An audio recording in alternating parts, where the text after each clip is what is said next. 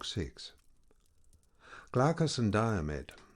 The story of Bellerophon, Hector and Andromache. The fight between Trojans and Achaeans was now left to rage as it would, and the tide of war surged hither and thither over the plain as they aimed their bronze-shod spears at one another between the streams of Simois and Xanthus.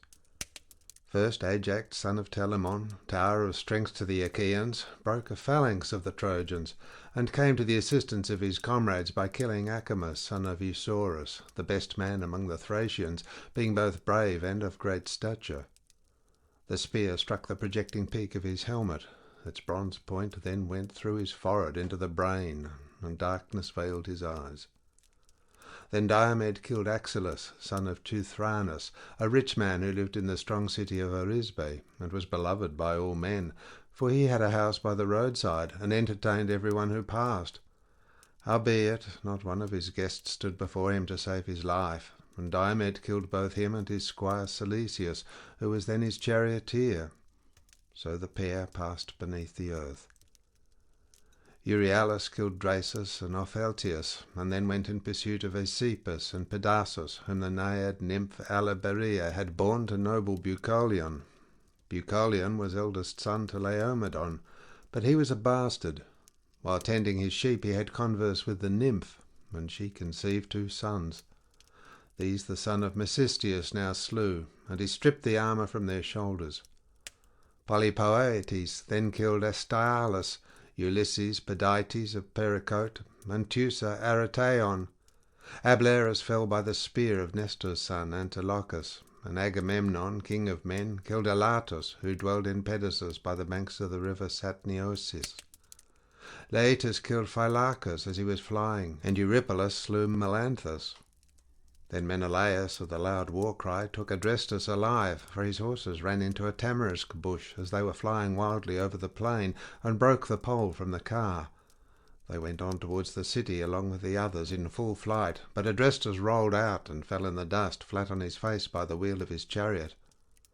Menelaus came up to him, spear in hand, but Adrestus caught him by the knees, begging for his life. "Take me alive," he cried, son of Atreus, "and you shall have a full ransom for me. My father is rich, and has much treasure of gold, bronze, and wrought iron laid by in his house. From this store he will give you a large ransom should he hear of my being alive and at the ships of the Achaeans." Thus did he plead, and Menelaus was for yielding and giving him to a squire to take to the ships of the Achaeans, but Agamemnon came running up to him and rebuked him. "My good Menelaus," said he, "this is no time for giving quarter. Has then your house fared so well at the hands of the Trojans? Let us not spare a single one of them, not even the child unborn and in its mother's womb. Let not a man of them be left alive, but let all in Ilius perish, unheeded and forgotten." Thus did he speak, and his brother was persuaded by him, for his words were just. Menelaus therefore thrust Adrestus from him, whereon King Agamemnon struck him in the flank, and he fell. Then the son of Antreus planted his foot upon his breast to draw his spear from the body. Meanwhile Nestor shouted to the Argives, saying, "My friends, Danaan warriors, servants of Mars, let no man lag, that he may spoil the dead and bring back much booty to the ships. Let us kill as many as we can. The bodies will lie upon the plain, and you can despoil them later at your leisure." With these words he put heart and soul into them all. And now the Trojans would have been routed and driven back into Ilius, had not Priam's son Helenus, wisest of augurs, said to Hector and Aeneas, "Hector and Aeneas, you 2 are the mainstays of the Trojans and Lycians, for you are foremost at all times alike in fight and counsel. Hold your ground here, and go about among the host to rally them in front of the gates, or they will fling themselves into the arms of their wives, to the great joy of our foes. Then, when you have put heart into all our companies, we will stand firm here and fight the Danaans, however hard they press us, for there is nothing else to be done. Meanwhile, do you, Hector, go to the city and tell our mother what is happening. Tell her to bid the matrons gather at the temple of Minerva in the Acropolis. Let her then take her key and open the doors of the sacred building. There, upon the knees of Minerva, let her lay the largest, fairest robe she has in her house, the one she sets most store by. Leto, moreover, promised to sacrifice 12 yearling heifers that have never yet felt the goad in the temple of the goddess, if she will take pity on the town with the wives and little ones of the Trojans, and keep the son of Tydeus from falling on the goodly city of Iliad. For he fights with fury, and fills men's souls with panic. I hold him mightiest of them all. We did not fear even their great champion Achilles, son of a goddess though he be, as we do this man. His rage is beyond all bounds, and there is none can vie with him in prowess. Hector did as his brother bade him. He sprang from his chariot and went about everywhere among the host, brandishing his spears, urging the men on to fight, and raising the dread cry of battle. Thereon they rallied, and again faced the Achaeans, who gave ground and ceased their murderous onset, for they deemed that some one of the immortals had come down from starry heaven to help the Trojans, so strangely had they rallied. And Hector shouted to the Trojans, "Trojans and allies, be men, my friends, and fight with might and main, while I go to Iliad and tell the old men of our council and our wives to pray to the gods and vow hecatombs in their honour."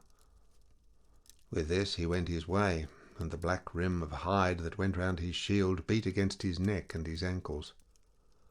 Then Glaucus, son of Hippolochus, and the son of Tydeus went into the open space between the hosts to fight in single combat. When they were close up to one another, Diomed of the loud war-cry was the first to speak. "Oh, my good sir," said he, "who are you among men? I have never seen you in battle until now, but you are daring beyond all others if you abide my onset. Woe to those fathers whose sons face my might. If, however, you are one of the immortals and have come down from heaven, I will not fight you, for even valiant Lycurgus, son of Dryas, did not live long when he took to fighting with the gods. He it was that drove the nursing women who were in charge of frenzied Bacchus through the lands of Nysa, and they flung their thyrsi on the ground as murderous Lycurgus beat them with his ox-goad. Bacchus himself plunged terror-stricken into the sea, and Thetis took him to her bosom to comfort him, for he was scared by the fury with which the man reviled him. Thereon the gods who live at ease were angry with Lycurgus, and the son of Saturn struck him blind, nor did he live much longer after he had become hateful to the immortals. Therefore I will not fight with the blessed gods, but if you are of them that eat the fruit of the ground, draw near and meet your doom." And the son of Hippolochus answered, "Son of Tydeus, why ask me my lineage? Men come and go as leaves year by year upon the trees. Those of autumn the wind sheds upon the ground, but when spring returns, the forest buds forth with fresh vines. Even so it is with the generations of mankind. The new spring up as the old are passing away. If then you would learn my descent, it is one that is well known to many. There is a city in the heart of Argos, pasture land of horses, called Ephyra, where Sisyphus lived, who was the craftiest of all mankind. He was the son of Aeolus, and had a son named Glaucus, who was father to Bellerophon, whom heaven endowed with the most surpassing comeliness and beauty.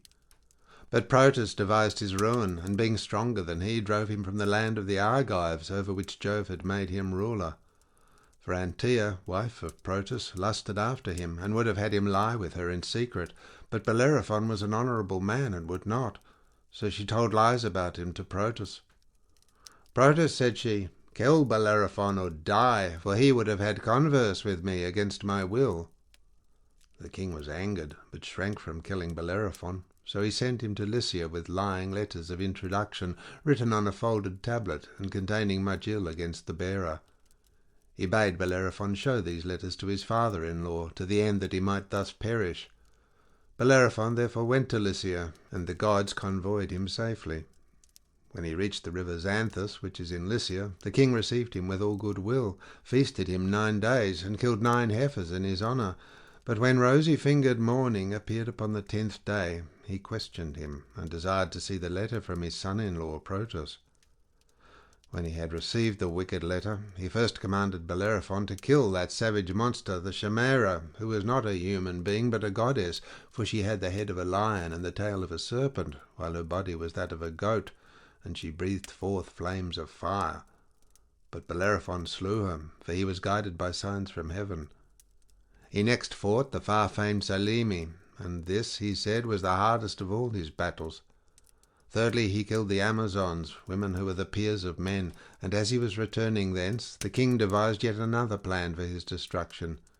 He picked the bravest warriors in all Lycia, and placed them in ambuscade, but not a man ever came back, for Bellerophon killed every one of them. Then the king knew that he must be the valiant offspring of a god, so he kept him in Lycia, gave him his daughter in marriage, and made him of equal honour in the kingdom with himself. And the Lycians gave him a piece of land, the best in all the country, fair with vineyards and tilled fields, to have and to hold. The king's daughter bore Bellerophon 3 children, Isander, Hippolochus, and Laodamia. Jove, the lord of counsel, lay with Laodamia, and she bore him noble Sarpedon. But when Bellerophon came to be hated by all the gods, he wandered all desolate and dismayed upon the Elaean plain, gnawing at his own heart and shunning the path of man. Mars, insatiate of battle, killed his son Isander while he was fighting the Selene. His daughter was killed by Diana of the Golden Reins, for she was angered with her. But Hippolochus was father to myself, and when he sent me to Troy, he urged me again and again to fight ever among the foremost and outvie my peers, so as not to shame the blood of my fathers, who were the noblest in Ephyra and in all Lycia. This, then, is the descent I claim." Thus did he speak, and the heart of Diomed was glad. He planted his spear in the ground, and spoke to him with friendly words. "Then," he said, "you are an old friend of my father's house. Great Aeneas once entertained Bellerophon for 20 days, and the two exchanged presents. Aeneas gave a rich belt with purple, and Bellerophon a double cup, which I left at home when I set out for Troy. I do not remember Tydeus, for he was taken from us while I was yet a child, when the army of the Achaeans was cut to pieces before Thebes. Henceforth, however, I must be your host in Middle Argos, and you mine in Lycia, if I should ever go there. Let us avoid one another's spears, even during a general engagement. There are many noble Trojans and allies whom I can kill if I overtake them, and heaven delivers them into my hand. So again with yourself, there are many Achaeans whose lives you may take if you can. We two then will exchange armour, that all present may know of the old ties that subsist between us." With these words they sprang from their chariots, grasped one another's hands, and plighted friendship. But the son of Saturn made Glaucus take leave of his wits, for he exchanged golden armour for bronze, the worth of 100 head of cattle for the worth of 9. Now when Hector reached the Scaean gates and the oak tree, the wives and daughters of the Trojans came running towards him to ask after their sons, brothers, kinsmen, and husbands. He told them to set about praying to the gods, and many were made sorrowful as they heard him. Presently he reached the splendid palace of King Priam, adorned with colonnades of hewn stone. In it there were 50 bedchambers, all of hewn stone, built near one another, where the sons of Priam slept, each with his wedded wife.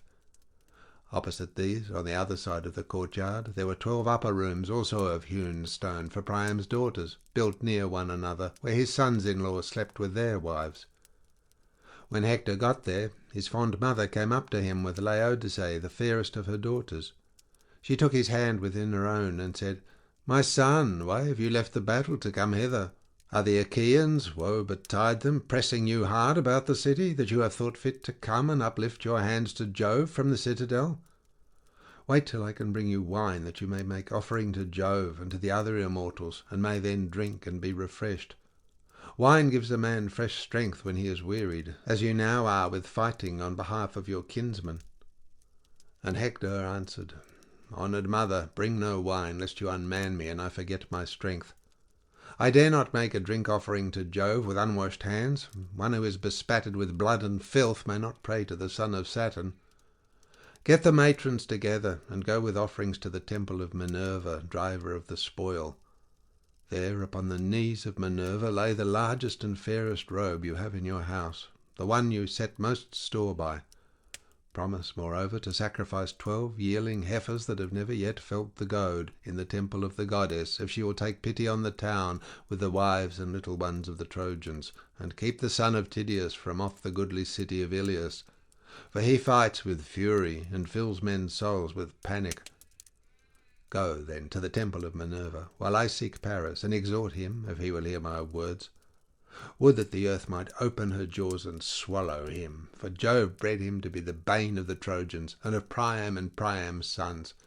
Could I but see him go down into the house of Hades, my heart would forget its heaviness."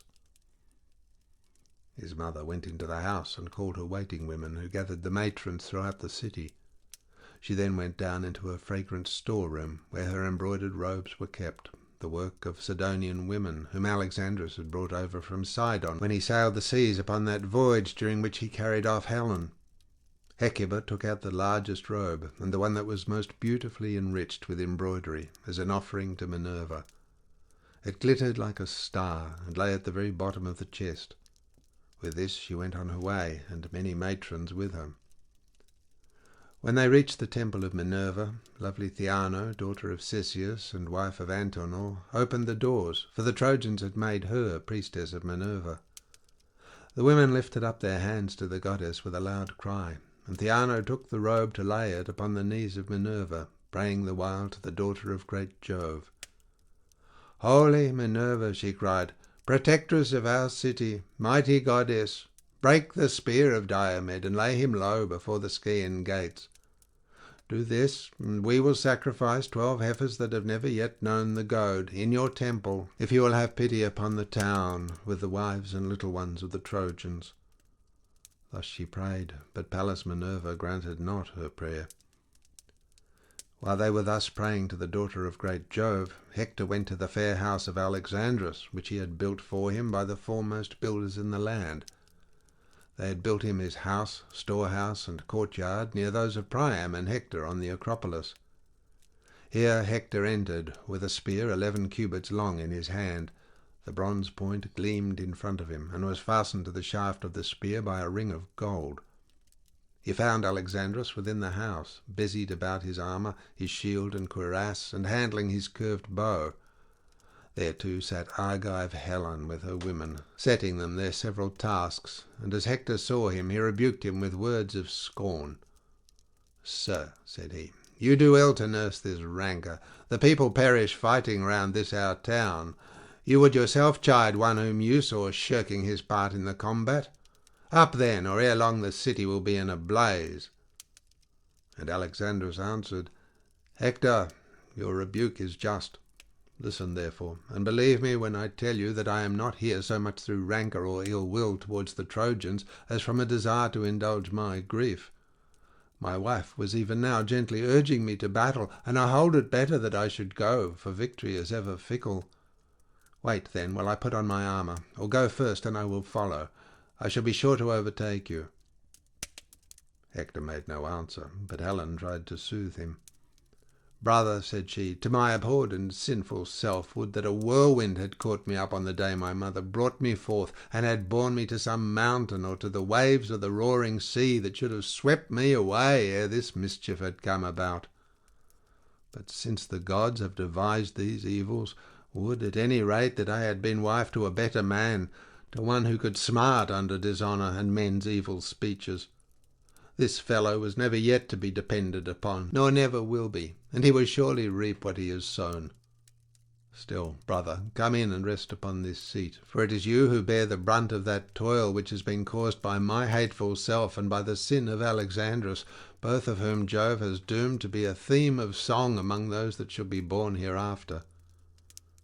And Hector answered, "Bid me not be seated, Helen, for all the good will you bear me. I cannot stay. I am in haste to help the Trojans, who miss me greatly when I am not among them. But urge your husband, and of his own self also, let him make haste to overtake me before I am out of the city. I must go home to see my household, my wife and my little son, for I know not whether I shall ever again return to them, or whether the gods will cause me to fall by the hands of the Achaeans." Then Hector left her, and forthwith was at his own house. He did not find Andromache, for she was on the wall with her child and one of her maids, weeping bitterly. Seeing then that she was not within, he stood on the threshold of the women's rooms and said, "Women, tell me, and tell me true, where did Andromache go when she left the house? Was it to my sisters, or to my brothers' wives? Or is she at the temple of Minerva, where the other women are propitiating the awful goddess?" His good housekeeper answered, Hector, since you bid me tell you truly, she did not go to your sisters, nor to your brothers' wives, nor yet to the temple of Minerva, where the other women are propitiating the awful goddess, but she is on the high wall of Iliad, for she has heard the Trojans were being hard pressed, and that the Achaeans were in great force. She went to the wall in frenzied haste, and the nurse went with her, carrying the child. Hector hurried from the house when she had done speaking, and went down the streets by the same way that he had come. When he had gone through the city and had reached the Scaean gates, through which he would go out onto the plain, his wife came running towards him, Andromache, daughter of great Eetion, who ruled in Thebes under the wooded slopes of Mount Placus, and was king of the Cilicians. His daughter had married Hector, and now came to meet him with a nurse who carried his little child in her bosom, a mere babe, Hector's darling son, and lovely as a star. Hector had named him Scamandrius, but the people called him Astyanax, for his father stood alone as chief guardian of Iliad.